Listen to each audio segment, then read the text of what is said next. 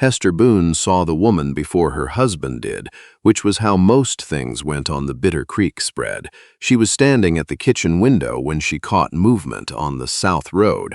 Not a rider, not a wagon, just a figure on foot coming up out of the draw where the cottonwoods grew along the creek bed. A woman. Walking the way people walk when they have been walking a long time, and have made a kind of peace with it. Not hurried, not lost. Just moving forward with the particular steadiness of someone who has run out of alternatives. Hester dried her hands on her apron and watched. The woman was young, younger than she'd appeared at a distance, maybe 25, maybe a hard-lived 30. She wore a canvas duster that had once been brown and was now the color of the road, a battered hat with the brim turned down against the October sun, and boots that had been good once, years ago, in another life. She carried a saddlebag over one shoulder and nothing else. No horse, no companion, no rifle. Just herself and whatever was in that bag, coming up the road to the Bitter Creek Ranch in the Bitterroot Valley, Montana, in the fall of 1883. Behind Hester, her husband Amos sat at the kitchen table, with the accounts spread in front of him and the expression he always wore when numbers refused to cooperate, which lately was every morning without exception. "Someone on the road," Hester said. "Rider? Walker? A woman?" That made him look up. They had been on this land for 27 years, Amos and Hester Boone. They had come up from Wyoming with a wagon, a team of mules, a milk cow, and $200 that ran out before the first winter did. They had built the Bitter Creek spread from nothing worth naming into something that ran 110 sheep, 40 head of cattle, a good apple orchard on the north slope, and one extremely self-important Australian shepherd named Fig, who had strong opinions about strangers and did not mind sharing them. They were 64 and 59, respectively. Their daughter had married a banker in Missoula and came at Thanksgiving. Their son had died in the summer of 1878 from a kick to the head that had seemed minor, and then 3 days later was not. He was 22. The grave was behind the orchard, under a chokecherry tree, and Hester went there on his birthday every year and talked to him about what the sheep were doing. The ranch needed more hands than they had. That was the stone at the bottom of everything. Amos knew it. He saw it every morning in the accounts. The south pasture fence had been needing attention since August. The root cellar had a leak they'd been managing around rather than fixing. 3 of the sheep pens needed new posts, and there were the Devereaux brothers, Colton and Ray, who had been grazing their cattle on the Bitter Creek's east range without asking, which was not an accident, and everyone knew it. The woman reached the gate and stopped. She took off her hat. Her hair was dark and had been pinned up and was now mostly not. She looked at the house, at the barn, at the sheep visible on the hillside above the creek, and she looked at the orchard. And there was something in the way she looked, slowly taking stock, the way you look at a thing you want to understand before you open your mouth about it. Then she walked to the door and knocked. Hester opened it before Amos could say not to. "Ma'am." The woman held her hat in both hands. Up close she was 26, 27 at most, with dark eyes that were direct without being hard, and face that had been weathered by outdoor work and something else. Something that lived further in. There was a scar along her right jawline, thin and old, the kind you stop seeing after a while on yourself in mirrors. Her hands, when she held the hat, were the hands of someone who worked with them. Not delicate, not rough for roughness' sake, just competent. Used. "I'm sorry to come to the door without being asked," she said. Her voice was level, a little careful. The voice of someone who understands that the first impression is the one that counts. "I've been walking up from Landers Creek since yesterday morning. I can see from the road that your east fence line is down in at least 2 sections. I can also see your orchard hasn't been pruned in a season or 2, and the way your sheep are bunching on the upper slope suggests the lower water is running low or fouled." She looked at Hester steadily. "I know sheep, I know cattle, fence work, orchards, and water. If you let me stay, I'll earn my place. I'm not asking for wages, just a roof and what you can spare at the table." Hester looked at her. "In exchange for what?" she asked. Working for room and board, that's all? Yes, ma'am. Behind her, Amos's chair scraped back. He was not a large man. He had been once, but the years had redistributed things. But he had the presence of someone who had made hard decisions for a long time and had not been broken by them. He came to the door and stood beside Hester and looked at the woman the way he looked at everything he wasn't sure about yet, carefully, without committing. "Where are you from?" he asked. "Originally Oregon. I've been working ranches and farms since I was 16, working or running." A pause. She met his eyes. "Some of both, sir. What's in Landers Creek?" "Nothing anymore." Amos looked at the saddlebag, the worn boots, the old scar. "What happened to your face?" "That's an old story. The short version is I was in the wrong place and learned to leave faster." Something moved in Amos's expression. He'd known women like that. He'd known men like that. There was a kind he could read and a kind he couldn't, and this one he thought he could. "What's your name?" "Ivy Sutcliffe." He looked at Hester. Hester looked at him. 27 years of marriage had made this its own language. A whole conversation in 3 seconds of eye contact. She saw him start to shake his head. They'd had drifters before. One had helped herself to the household money and been in Missoula before they noticed. One had worked 2 weeks and disappeared without a word. One had stayed 4 months, been perfectly good, and then left in the night for reasons he never explained, which in some ways was worse. The word no was forming on Amos's lips, inevitable as weather, and then Fig started barking. Not the bark he used for strangers, which was loud and performative and aimed more at his own dignity than at any actual threat. This was the other bark, the high, insistent, working bark he used when something was wrong with the flock. Ivy Sutcliffe turned in before either of them spoke. She looked toward the upper slope where the sheep had been bunching and said, very calm, already pulling her hat back on, "Something's pushed them to the ridge. You've got a dog working them hard from the sound of it, but the fence is down on the east, and if they go over that ridge, they'll scatter into the timber, and you won't see them until morning at the earliest." She looked at Amos.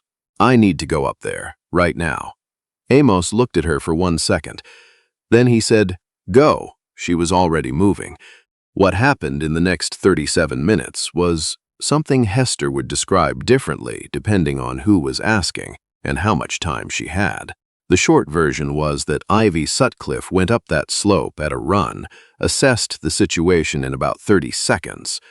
Fig had been trying to hold the flock from a gap in the east fence that neither of them had known was down, and proceeded to work the sheep back from the gap with a combination of positional movement and sound, and a particular relationship with Fig that was visible almost immediately.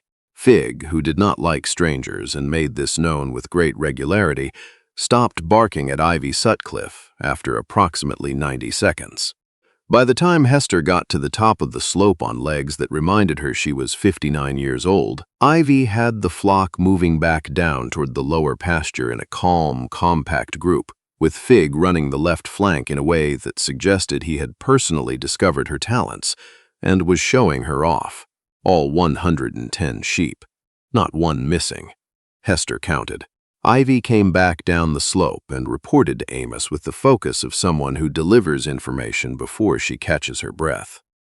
The east fence is down in 3 places, not 2. The middle section looks like it was pushed from outside. Could be the neighbor's cattle testing it. Could be something else. The lower water trough is fouled. There's something dead upstream, maybe a deer. You'll need to clear it before the flock uses that water again. She paused.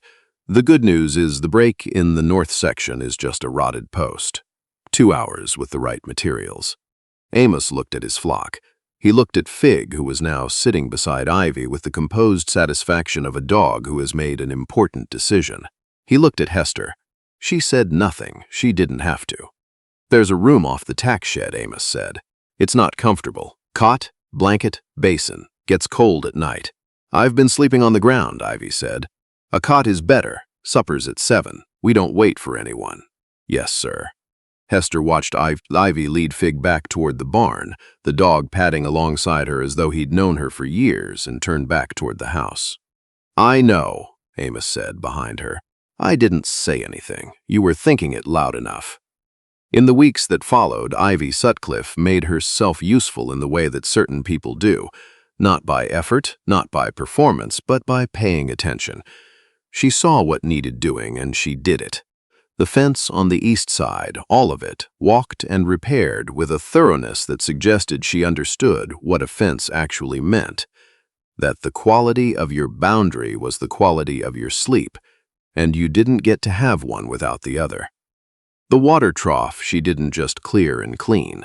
She traced the problem upstream to where a dead deer had been in the creek for possibly a week, removed it, and then rerouted the flow through a different approach channel so the fouling couldn't repeat itself the same way. Amos found her doing this on a Tuesday morning, without having been asked, and stood watching for a while before he went back to his own work without a word, which was the highest form of approval he generally offered.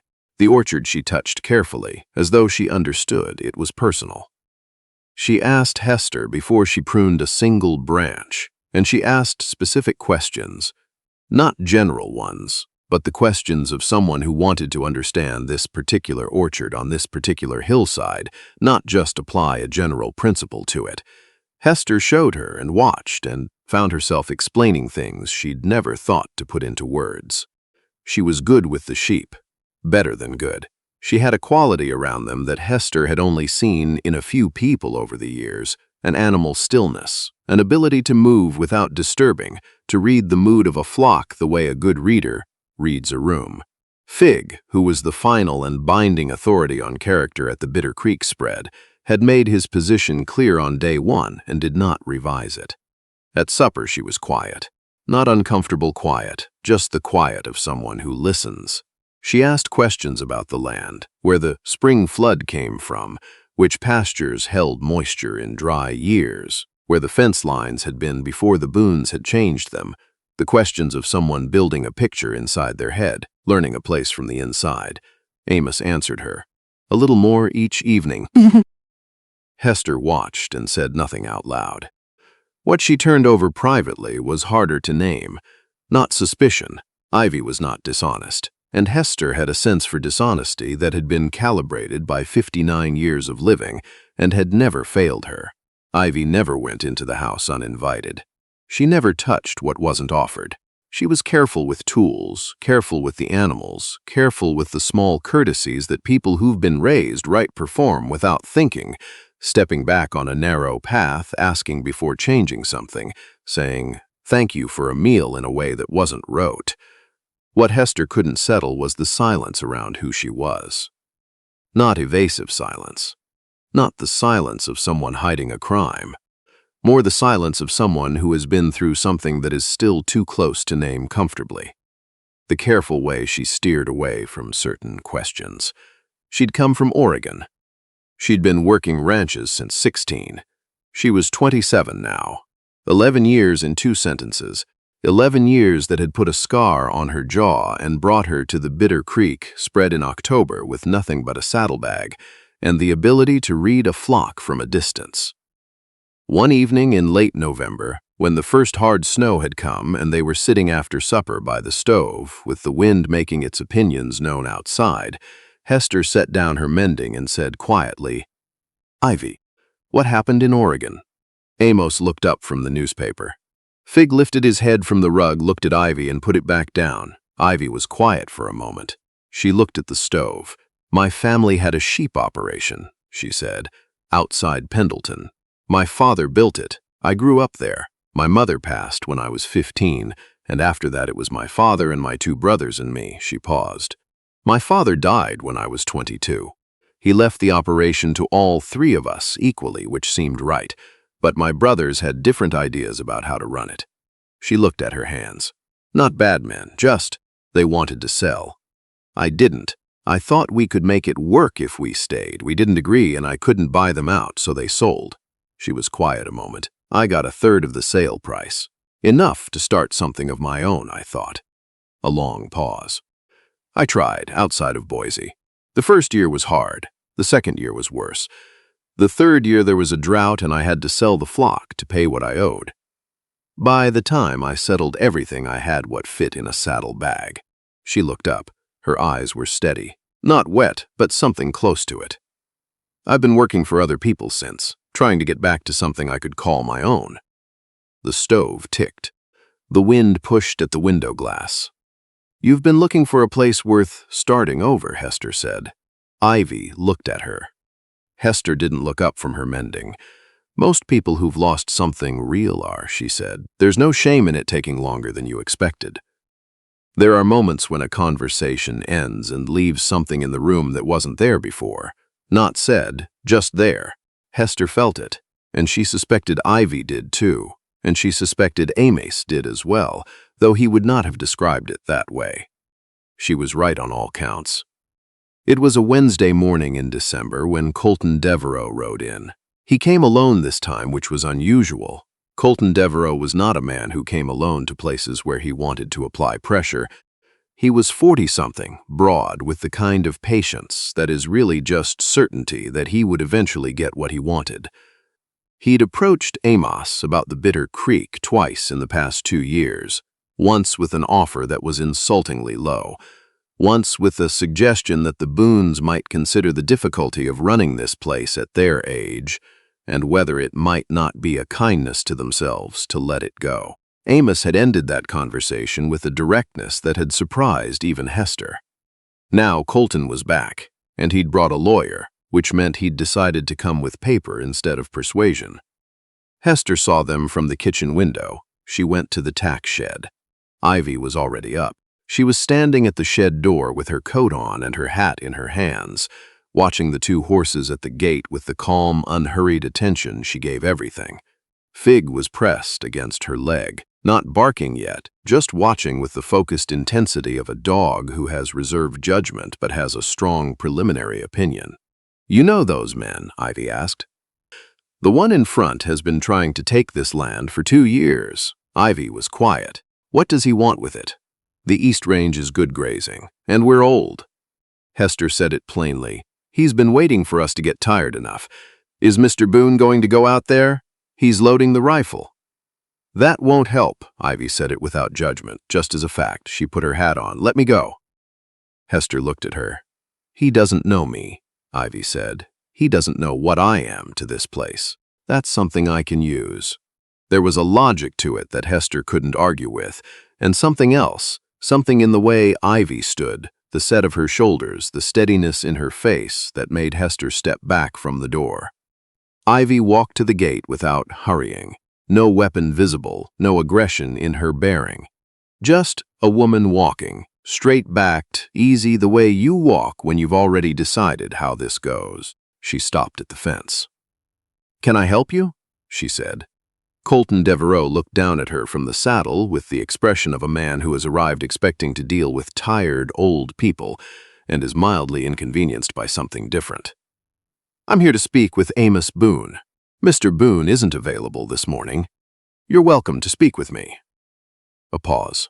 Colton's eyes moved over her, the working clothes, the capable hands, the complete absence of concern on her face.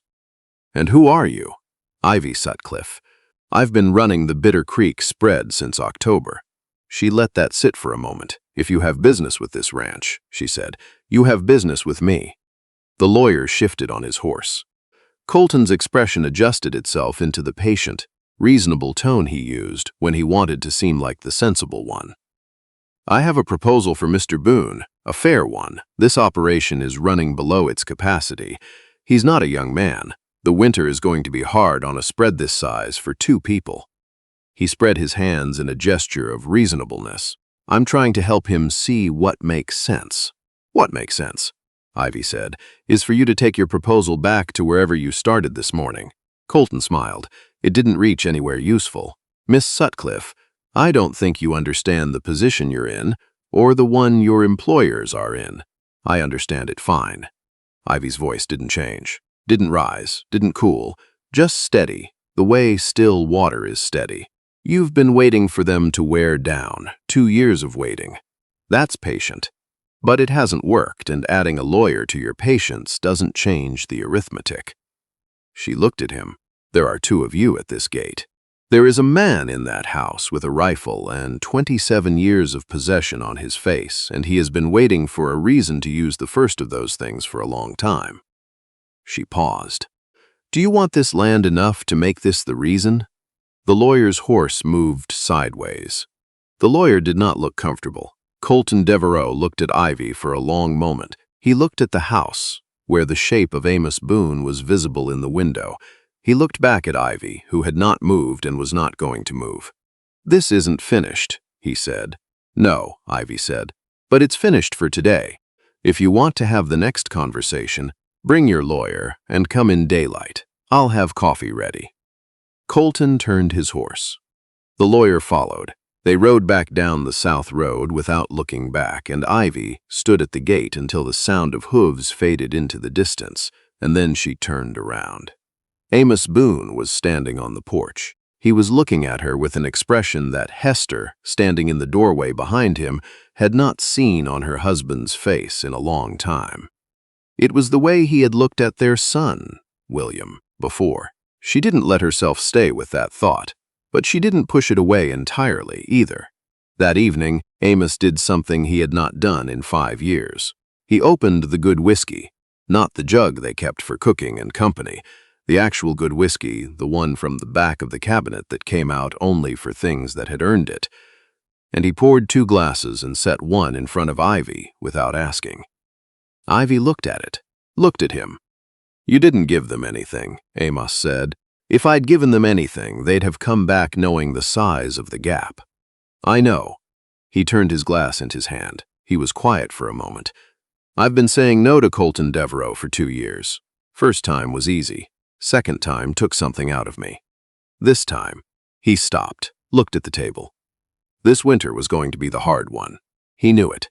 He's been watching us get older and waiting for the year we'd have to say yes just to get some rest. He may come back with more. He will. Then we should have something in place before he does. Amos looked at her. We? Ivy was quiet for a moment. Something moved in her face. The careful consideration of a person who wants to say a true thing and say it right. I lost my family's operation, she said. I lost it because I didn't know enough when it mattered, and I've spent 5 years trying to earn back the right to something of my own. She looked at Amos. I don't want to watch someone else lose theirs when I can prevent it. The stove moved. The wind had come back down from the ridge and was making itself felt in the window frames. Hester, sitting with her mending in the corner by the lamp, had stopped sewing. She was not going to admit this to anyone. Amos was quiet for a long time. My son died in 78, he said. Ivy said, I know, I'm sorry, he was 22. He'd been asking the same questions you ask, about the water, the pasture, which years go dry on which hillside. He turned his glass. He would have known how to run this place without me. I was getting ready to show him. A silence that had weight in it. He sounds like he was good, Ivy said. He was. Amos finished his whiskey. He set the glass down and looked at it for a moment, and then he looked at Ivy with the directness of a man who has made a decision and is done deliberating. I've been thinking about something since October, since you rerouted that water channel without being asked and didn't mention it until I brought it up. He put both hands flat on the table. I want to make you a proposal. Ivy waited. Stay through the winter. Work this land. In the spring, if we're both still of the same mind, I'll talk to my lawyer in Missoula about a formal arrangement. 25% of the operation. Not wages, not employment. A stake. You'd be part of what this place is. He looked at her steadily. In 10 years, if I can't work it the way it needs working, and I'm honest enough to know that day is coming, you'd have first right to buy the rest at a fair price, not a distressed price. Fair. The room was still. Ivy looked at the table. She looked at her hands. Why? She said. You don't know me. I know enough. Amos said it simply. You walked up a road with nothing, and you fixed my water and my fence, and you stood at my gate today without flinching. And you asked before you touched the orchard, which tells me you understand that some things belong to people in ways that go past ownership papers. He paused. And because this land needs someone who'll take care of it the way it deserves, and I think you might be that person. Ivy looked up. Her eyes were wet. She didn't look away. didn't try to redirect it, didn't make a performance of not crying. She just let it be there, the way honest people let true things be true. "I'll earn it," she said. "I know you will," Amos said. "That's why I'm asking." Hester stood up from her chair without a word, walked to the cabinet, took down a third glass, came back to the table and filled it from the good bottle. She sat down. "Well," she said, "now that that's been decided." Ivy looked at her. Hester raised her glass. "Welcome to the bitter creek, Ivy." For the first time since she had walked up the South Road in October, Ivy Sutcliffe smiled. Not the small, careful, held-back version she used when she wasn't sure of her footing. The real one, the one that changed her whole face. Fig, from his place on the rug, thumped his tail once against the floor and went back to sleep. He had known all along. Colton Devereaux came back in February. He brought his brother Ray this time, and the lawyer, and a document that had the look of something that had been prepared with confidence. He came to the gate in daylight, as Ivy had told him to, and he found Ivy at the fence and Amos at the barn door, and Fig at the property line, with the expression of a dog who has identified a problem and is prepared to address it personally. Ivy said, "The Bitter Creek is not for sale or transfer.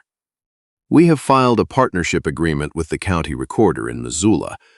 Any future communication should go through our attorney there." She took a folded paper from her coat pocket and held it out through the fence. "His name and address are on that. He's expecting to hear from you if you choose to continue." Colton looked at Amos. Amos was holding his rifle in the crook of his arm with the patient ease of a man who had nowhere else to be.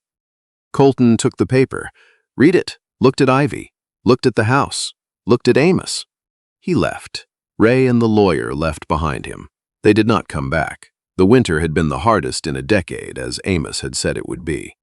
Weeks of cold that cracked the water lines and drove the sheep into the low barn and made the mornings a negotiation between what needed doing and what the body had to give. Ivy worked through it without complaint. Amos worked alongside her without comment on that, which was how he expressed most things he respected. They developed a rhythm: who started where, who checked what, when a decision needed both of them, and when one was enough. The way two people develop a rhythm when they are both serious about the same thing. By March, when the creek began to move again under the last of the ice and the first pale grass showed on the south hillside, and the sheep spread out across the lower pasture with the relieved urgency of animals who have been patient long enough, something had changed at the Bitter Creek spread. Not loudly, not all at once. The shape of the silence was different. Two people working in the barn in the morning, talking about pasture rotation and the price of wool in Missoula, and whether the North Orchard section would need supplemental water in a dry year. Fig making his rounds with the serious diligence of a dog for whom responsibility is a calling, not a task. Supper at 7, and the conversation going longer now, ranging out across the land and the seasons and the accumulating weight of plans. Hester still climbed the hill behind the orchard on her son's birthday and stood at the grave under the chokecherry tree and said things into the mountain air that were between her and William alone. That would always be there. Grief doesn't leave. It learns to share the house with other things. The other things were there now. That was the difference. On a warm evening in April, the first truly warm one, when the light stayed long on the hills and the air coming down off the bitterroots had some give to it. At last Hester found Ivy sitting on the top rail of the south pasture fence, watching the sheep move through the new grass in the late golden light. She climbed up beside her. Her knees said what they always said. She managed. They sat for a while without talking. Fig was working the far edge of the flock with the focused contentment of a dog doing what he was made for. "You wrote to someone," Hester said. It wasn't a question. She'd seen the envelope on the table, the careful handwriting. "My friend Helena," Ivy said. "We worked the same ranch in Idaho years back. Before things went wrong for me." She was quiet. "I lost touch with most people when I lost the operation. It's easier than you think to just disappear from the people who knew you when." She turned the idea over for a moment. "I wrote to tell her where I am, and that it's somewhere worth knowing about. Hester looked out at the flock, at the south fence, straight and solid, every post sound, at the rerouted water channel, running clean and clear, at the orchard on the slope above them, pruned back to shape, beginning to bud. "When Amos and I came here," she said, "we had nothing but the two of us and a land grant that said we owned something we hadn't built yet. There were mornings that first year when I couldn't see how it would ever be enough." She paused. "But we had one thing." Ivy looked at her. "A place that was ours to be responsible for," Hester said. "Somewhere that needed us. Not just needed work done, needed us, specifically, to care about it." She looked at Ivy. "That's a different thing than just having somewhere to sleep, having somewhere that needs you back. It changes how you stand in the morning." Below them the sheep moved through the evening light, and Fig made his rounds with great importance, and the Bitterroot Range held its snow on the high peaks against the soft April sky. "I know," Ivy said, and she was quiet for a moment, and then she said, "I think I've known it since October, since the fence. I just didn't trust it yet. And now?" Ivy looked out at the land. The pasture, the orchard, the barn with the new shingles on the west side, the creek catching the last of the light in the draw below. The place she had walked up to with nothing, in a coat the color of road dust, with everything she owned over one shoulder. "Now," she said, "I trust it. You don't always recognize the moment when the wandering ends. Sometimes the road stops and you keep walking, out of habit, because stopping feels like something you have to earn. Sometimes the door opens before you knock, and it takes months to believe it was meant for you. But it was. The Bitter Creek spread needed Ivy Sutcliffe, and Ivy Sutcliffe needed the Bitter Creek spread, and on a warm evening in April, sitting on a fence rail in Montana, with a dog making his rounds below her, and a woman beside her who had seen through all of it from the beginning, she finally let herself know it.